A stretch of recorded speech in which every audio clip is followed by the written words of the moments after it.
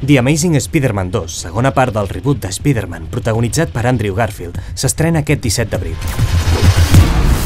Aprofitant l'ocasió, Sony, juntament amb Andrés Iniesta, han presentat avui, 25 de febrer a Barcelona, el nou spot de la companyia basat en el seu nou smartphone, el Sony Xperia Z1, amb l'aparició també d'uns Porsche Cayman. The Amazing Spider-Man 2, el poder d'Electro. L'espot presenta el jugador del Barça juntament amb Víctor Valdés i els jugadors del Real Madrid, Diego López i Álvaro Arbeloa, batallant entre ells disfressats de Spider-Man, on pel mig apareix el nou aparell mòbil, creant una narració força absurda, òbviament destinada a propòsits comercials. Les preguntes s'han basat bàsicament en aspectes del futbol, com ara si creia que l'amistós de la setmana que ve podria ser amb ells el Thiago, o què va passar durant el descans del partit del dissabte passat, als vestuaris amb l'àrbitre. El árbitro tomó unas decisiones, acertadas o no.